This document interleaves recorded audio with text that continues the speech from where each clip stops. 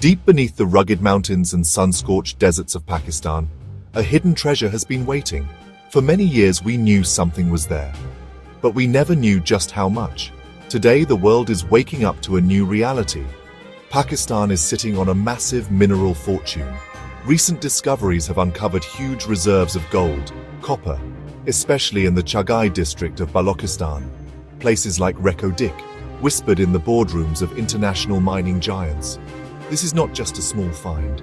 This is a world-class deposit, one of the largest on the planet. The sheer scale of it is enough to change everything about our country's economic future.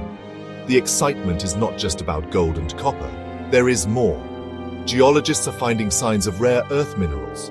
These are the elements that power our modern world. Smartphones, electric cars, advanced defense systems. Countries that control these minerals have immense strategic power. As global demand grows, Pakistan finds itself in a very powerful position. The world is looking at us now. Investors from across the globe, China, Canada, Saudi Arabia, are showing keen interest. Imagine what this mineral wealth could do for Pakistan. First and foremost, it means jobs, lots of jobs. The mining sector itself will need thousands of workers. Engineers, geologists, drivers, technicians. But the impact goes far beyond the mines. For every job created directly in mining, many more are created in other sectors. Companies to supply equipment, companies to provide food and housing for workers, companies to transport the minerals. This ripple effect could create a wave of employment across the country, especially in regions like Balochistan that have historically been left behind. It offers a chance for our talented youth to find meaningful work right here at home. Beyond jobs, these resources will attract massive foreign investment. Developing large-scale mines like Reko Diq requires billions of dollars. Money that will boost our foreign exchange reserves and strengthen our currency. When major international companies invest, it sends a powerful signal to the world. It says Pakistan is a safe and profitable place to do business. This investment also drives the development of critical infrastructure: roads, railways, pipelines, new power plants, transmission lines. This infrastructure will not just serve the mines, making it easier for people to travel, trade and access services like schools and hospitals. A new port at Gwadar, linked by a modern transportation network, could become a major hub for regional trade. The wealth below helps build a modern, connected, prosperous Pakistan above ground. Ultimately, all of this leads to broad economic growth, taxes, royalties, government ownership. These revenues can build better schools, universities, a world-class healthcare system, and strengthen our social safety nets. However, history teaches us a difficult lesson. A country blessed with natural resources is not always a country blessed with prosperity. In fact, it can be the opposite. This paradox is known as the resource curse. Many nations in Africa, many nations in Latin America, many nations in the Middle East have discovered vast reserves of oil, gas, minerals only to find themselves poorer, more corrupt, more divided than before. Instead of bringing stability, the new wealth brought conflict. Instead of funding schools, hospitals, it ended up in the foreign bank accounts of a corrupt few. This is the shadow that looms over Pakistan's golden promise, a warning we must take very seriously. So how does this curse work? It often starts with corruption. The sheer amount of money involved in mining can be tempting. It creates opportunities for officials to demand bribes, for contracts to be awarded unfairly, and for revenues to disappear before they ever reach the national treasury. This is called rent-seeking behavior, where powerful elites focus on capturing a slice of the resource wealth rather than creating new value. This not only robs the nation of its rightful income, but also poisons the political system. The resource curse can also damage the rest of the economy. When a country starts exporting a lot of a single commodity, like copper or gold, its currency can become artificially strong. This might sound good, but it makes other exports, like textiles and agricultural products, more expensive and less competitive on the global market. This phenomenon is called Dutch disease. Furthermore, newfound wealth can fuel conflict and instability. To turn our mineral wealth into a blessing, not a curse, we must first face the hurdles in our path. And honestly, these hurdles are significant. The first and biggest is the challenge of governance and weak institutions. Our legal framework for mining is outdated. It's just not designed to handle complex, multi-billion-dollar projects with international partners. We really need strong, clear, transparent laws that protect the nation's interests while providing a stable environment for investors. The second major hurdle is our infrastructure deficit. As we've discussed, mining requires a massive support system. Right now, much of Balochistan lacks the basic infrastructure needed. The roads are poor, the railway network is limited, there's a severe shortage of water, there's a severe shortage of electricity. Building this infrastructure will be a monumental task. It will require careful planning, huge investment, a lot of hard work. We can't simply expect mining companies to build it all for us. The government must lead the way, creating a national infrastructure plan that not only serves the mines but also connects and uplifts the entire region for the long term.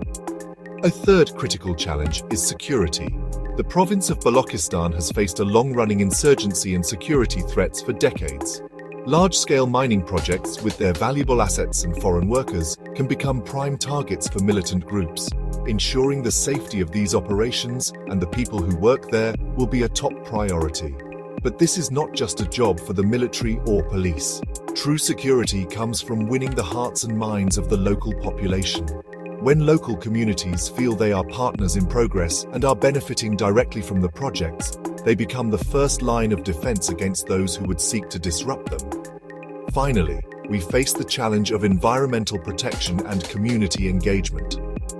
Mining can be a dirty business. It can scar the landscape, pollute water sources, destroy natural habitats if not managed properly. We must implement and enforce the highest international environmental standards to ensure that our pursuit of wealth today does not destroy our children's environment tomorrow. At the same time, we must ensure that local communities are part of the process from the very beginning. The people of Balochistan are the true custodians of this land. So what is the way forward? How can Pakistan navigate these challenges and seize this historic opportunity? The first step is to create a modern, transparent, and robust legal framework. We need to write new mining laws, how contracts are awarded, how royalties and taxes are calculated and collected, what environmental standards must be met. We should create a sovereign wealth fund, a special national savings account. A portion of all mineral revenues should go directly into this fund. This money can then be invested for the future, ensuring benefits last for generations. The second step is a massive strategic investment in infrastructure and human capital. Roads, railways, ports, power plants. But infrastructure is not just about concrete and steel. It is also about people. We must invest in educating and training our workforce. We should establish world-class technical colleges and vocational institutes in Balochistan and across the country. Geology and engineering, welding, heavy machine operation. We want Pakistanis, especially local Baloch youth, to fill high-paying jobs. Third, we must make community partnership a core principle.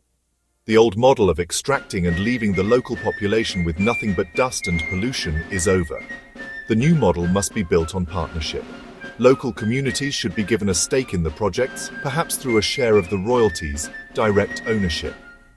A significant portion of the revenues should be legally earmarked for local development in the districts where the mining takes place, managed by local councils to build schools, clinics, clean water projects.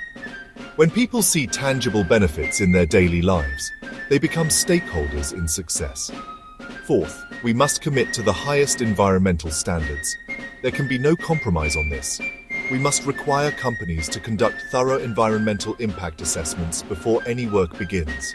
We need strong regulatory agencies with the power and resources to monitor operations and enforce the rules. Pakistan stands today at a historic crossroads. Down one path lies the shadow of the resource curse: corruption, conflict, squandered opportunity.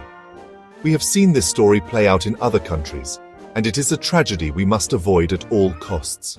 This path is paved with easy choices, with short-term thinking, and with the pursuit of personal gain over national interest. It is a future we cannot and must not accept. Down the other path lies the golden promise of shared prosperity.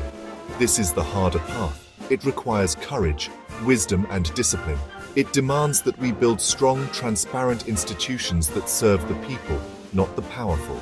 It requires that we think for the long term, investing in the infrastructure, education, and environmental protection that will build a sustainable future. It is a path of unity, where all Pakistanis, especially the people of Balochistan, are treated as true partners and beneficiaries in this great national enterprise. It is a path that leads to a stronger, more self-reliant, and more respected Pakistan on the world stage. The choice is ours to make.